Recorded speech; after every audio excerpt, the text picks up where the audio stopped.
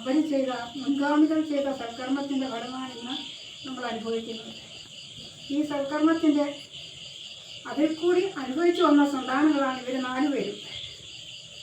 എൻ്റെ ബന്ധം പറയുകയാണെങ്കിൽ എൻ്റെ അപ്പച്ചിയാണ് കേട്ടാണെന്നും ഞാൻ 89-90-91 കാലഘട്ടത്തിൽ വെള്ളപ്പാലത്തിൽ കുടുംബത്തിൽ കോളേജിൽ പഠിക്കാനായിട്ട് വന്നിരുന്നു. അമ്മാവൻ 91-ലാണ് മരണപ്പെട്ടു പോകുന്നത്.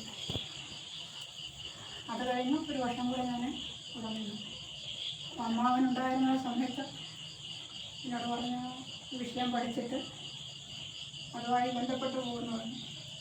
അങ്ങനെ കുറച്ച് കഴിഞ്ഞപ്പോഴത്തേന് ആ വിഷയം എനിക്ക് എന്നെ പഠിപ്പിച്ചു. അത് അമ്മാവൻ തന്നെ പൂർത്തീകരിക്കുകയും ചെയ്തു. അപ്പോൾ ഇവർ പണിക്ക് പോകുമ്പോഴത്തിന് ഇടയ്ക്കുള്ള സമയങ്ങളിൽ വിജയൻ ചിലപ്പോൾ കാണും, തങ്കപ്പന തിരുവനന്തപുരത്താണ്, ഗോപിയും തിരുവനന്തപുരത്താണ്. അപ്പോൾ ഈ വിഷയങ്ങൾ പഠിക്കുന്ന സംശയങ്ങളൊക്കെ ചോദിച്ച് എനിക്ക് ശരിക്കും പഠിപ്പിച്ചു തന്നത് വിജയനാണ്. അങ്ങനെ ഒരു ഗുരുശിഷ്യ ബന്ധം ഞങ്ങളുടെ ഉണ്ട്. ഇപ്പോൾ വിജയൻ എന്ന് പറയുന്നത് ശരിയല്ല, ആചാര്യനാണ്.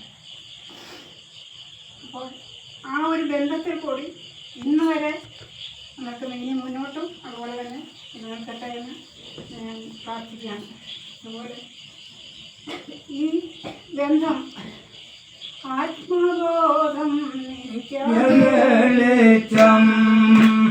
ആത്മാവിലുള്ളോ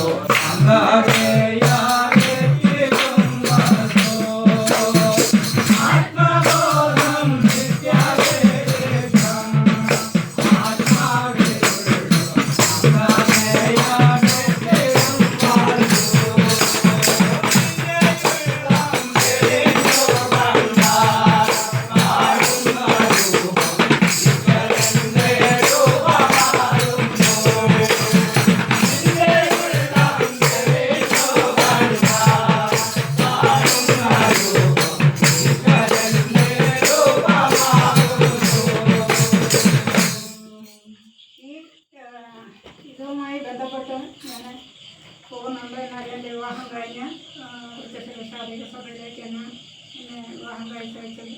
എന്നാൽ അതും ഇതിൽ നിന്നും വ്യത്യസ്തമൊന്നുമല്ല എങ്കിൽ തന്നെയും പക്ഷേ ഇതിൽ നിൽക്കുമ്പോൾ പട്ടികാരൂപത്തിലുള്ള കാര്യങ്ങളാണ് ഇതിനകത്ത് പറയുന്നത്. പക്ഷെ അവിടെ പാട്ടിനകത്താണ് എല്ലാ സത്യങ്ങളും ഇതറിയിരിക്കുന്നത്. അപ്പം അതിൽ നിന്നും നമ്മൾ തിരഞ്ഞെടുത്ത് വേണം ഇതെന്താണെന്ന് മനസ്സിലാക്കിയെടുക്കാൻ. എല്ലാം ഒന്ന് തന്നെയാണ്, എന്നിരുന്നാലും അല്പം വ്യത്യാസമുണ്ട്. ആചാരകർമ്മങ്ങളിലും അനുഷ്ഠാന കർമ്മങ്ങളിലും ഒക്കെയും വ്യത്യാസങ്ങൾ ഉണ്ട്. ഇതെല്ലാം കൂടെ ഒന്നിച്ചു വരുമ്പോൾ അത് ഈശ്വരരൂപം തന്നെയാണ്. അപ്പോൾ അതിൽ നമ്മൾ ബന്ധിച്ചു പോയിരുന്നെന്ന് പറഞ്ഞാലും പക്ഷേ ഈ ഒരു ബന്ധം അഗാധമായി കിടക്കുന്നുണ്ട്. ഇത് നമുക്ക് വിട്ടുപിരിയാൻ പറ്റാത്തൊരു ബന്ധമായിട്ട് നിൽക്കുന്നുണ്ട്.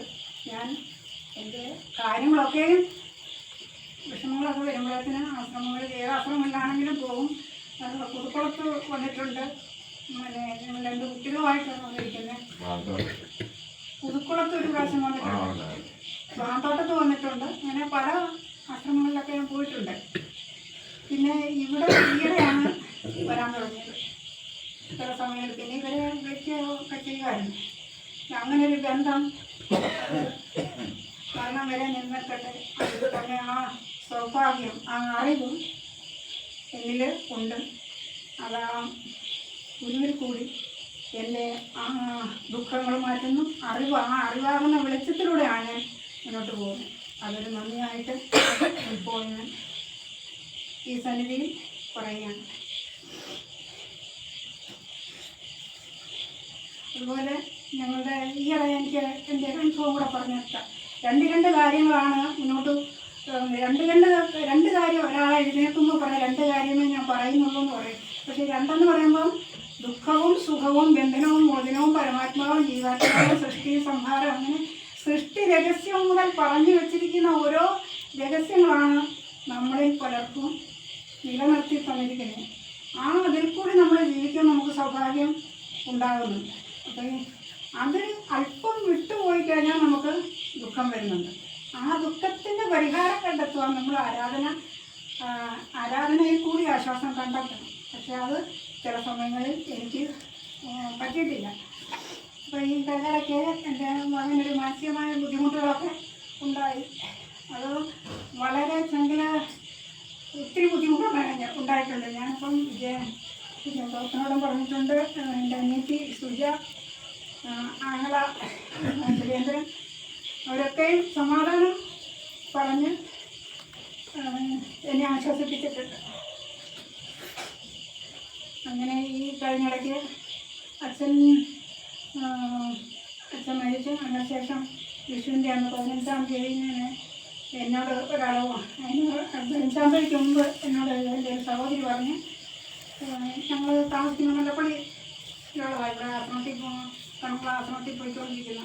അപ്പോൾ അത് പറഞ്ഞ് നമുക്ക് സഹോദരിയിൽ ആ സ്വാമിയെ ഒന്ന് വിളിക്കാൻ ചേച്ചിയെന്നും പറഞ്ഞ് ഞങ്ങൾ വേറൊരു ഒഴിഞ്ഞ താമസമില്ലാത്തൊരു വീട്ടിൽ വന്നിട്ട് ഞങ്ങൾ എന്നെ കൊണ്ട് വിളിപ്പിച്ചു. സംസാരിച്ച് ഞാൻ അവിടെ ചെല്ലാമെന്ന് പറഞ്ഞ് ചെന്നു. അവിടെ നിന്ന് കുറച്ച് ദിവസം പ്രത്യേക നിഷ്ഠയിലൊക്കെ ആയി ഞങ്ങൾ അവിടെ ചെന്ന് വീണ്ടും അവിടെ അവന് ഒരുമാതിരി കുറഞ്ഞു. അവന് സംസാരിക്കാൻ തുടങ്ങി, അവൻ്റെ ദേഷ്യമൊക്കെ കുറഞ്ഞു. അങ്ങനെ ഇപ്പം ശാന്തമായിട്ടാണ് നിൽക്കുന്നത്. ഇപ്പോൾ അനിയത്തിയുടെ വീട്ടിലോട്ട് അവൻ കഴിഞ്ഞ ദിവസം പോയി. ഇപ്പോൾ അവനവിടെ ഉണ്ട്. അവനെ അച്ഛൻ്റെ പ്രാർത്ഥന, അച്ഛൻ്റെ മരണത്തിന് പോലും വന്നില്ല. ഞങ്ങൾ അച്ഛൻ്റെ ഇടാങ്ങനെ അച്ഛനെ ഞങ്ങൾ ഇയാളുടെ മന്ദിരത്തിൽ പ്രാർത്ഥനയ്ക്ക് പോയിട്ട് തിരിച്ചു വരിക. അപ്പോൾ ഇതിനു വേണ്ടി പ്രാർത്ഥിക്കാൻ പോയത്. പോയിട്ട് വന്നപ്പോഴതിന് അച്ഛൻ മരിച്ചു പോയി. അവിടെ നിൽക്കുമ്പോൾ സുരേന്ദ്രൻ വിളിച്ചു ഉടനെ അച്ഛൻ മരിച്ചു പോയി, നിങ്ങൾ ഇങ്ങ് പോരാന്ന് പറഞ്ഞു. അപ്പോൾ അതുവരെ അച്ഛൻ്റെ കാര്യങ്ങൾക്കായിട്ട് ഞാൻ പോയിക്കൊണ്ടിരുന്നു. ആ സമയത്ത് അവിടെ ചെല്ലാനും പറ്റിയില്ല. ഇത് ഇവൻ രാത്രിയിൽ എന്തെങ്കിലും പ്രശ്നം ഉണ്ടാക്കുമല്ലോ എന്നുള്ളൊരു വിഷമത്തിൽ ഞാൻ പോയില്ല, രാത്രി പോയില്ല. എന്നാൽ ഞാൻ നാളെ വരാമെന്ന് പറഞ്ഞിരിക്കുമ്പോഴാണ് അന്ന് തന്നെ പോകാനിരിഞ്ഞതാണ്, പറ്റിയില്ല. അങ്ങനെ വന്നാൽ ഞങ്ങൾ വിചാരിച്ചെന്നാൽ ഇവരിൽ പോയി പ്രാർത്ഥന നടത്താമെന്ന് മോള് പറഞ്ഞു. അപ്പോൾ അവിടെ പോയി പ്രാർത്ഥന നടത്തിയേച്ച് ഞങ്ങൾ തിരിച്ച് വണ്ടിയെ കയറിയിട്ടുള്ളതാണ് സുരേന്ദ്രൻ വിളിക്കുന്നത്, അച്ഛൻ മരിച്ചു പോയി, ഞങ്ങളിൽ പോരെന്ന്. അവിടുന്ന് ഞങ്ങൾ ആ ബസ്സിൽ തന്നെ ഇത്രയും പെട്ടെന്ന് ഇവിടെ വന്നാൽ അവിടെ നിന്ന് ഓട്ടോ വീട്ടിൽ വരുമ്പോൾ അവൻ പെരയുടെ കട അച്ഛൻ മരിച്ചു വരുന്ന നമുക്ക് പോയിട്ട് വരാമെന്ന് പറഞ്ഞപ്പോഴത്തേന് പെരയുടെ ഉണ്ടാക്കി ഇരിക്കുക. അവിടുന്ന് ഞങ്ങൾക്ക് പോകാൻ പറ്റുമോ? അതും പറ്റാത്തൊരു സിറ്റുവേഷനായി പോയി. എന്താ വന്നാലും കുഴപ്പമില്ലെന്ന് പറഞ്ഞ് ഞാനും മോളും പോവുകയും ചെയ്തു. ആ മരണത്തിന് പോലും വരാത്തവൻ ആരാധനയ്ക്ക് വരികയും സന്തോഷമായിട്ട് ആരാധനയിൽ പങ്കെടുത്ത് പിന്നെ അവന് വീട്ടിലോട്ട് വരാൻ മടിയായിരുന്നു. അവിടെ നിൽക്കാനായിരുന്നു താല്പര്യം. പിന്നെ 2 ദിവസം കഴിഞ്ഞപ്പോഴത്തേന് ഞങ്ങൾ തിരികെ മലപ്പുഴയ്ക്ക് പോരുകയും ചെയ്തു. അങ്ങനെ ഒരു പ്രത്യേക ഒരു അനുഭവം എനിക്ക് അവിടുത്തെ ഉണ്ടായി. സമാധാനമായിട്ടിരിക്കുന്നു.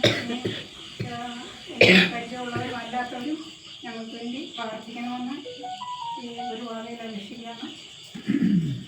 അങ്ങനെ എല്ലാവരും സന്തോഷത്തോടെ എൻ്റെ യുവാക്കളുടെ എന്തെങ്കിലും കുറവുകളുണ്ടെങ്കിൽ അതൊക്കെ ക്ഷമിക്കുമാറാണെന്ന് അപേക്ഷിച്ചുകൊണ്ട് എൻ്റെ ഈ സാക്ഷിക്കാരൻ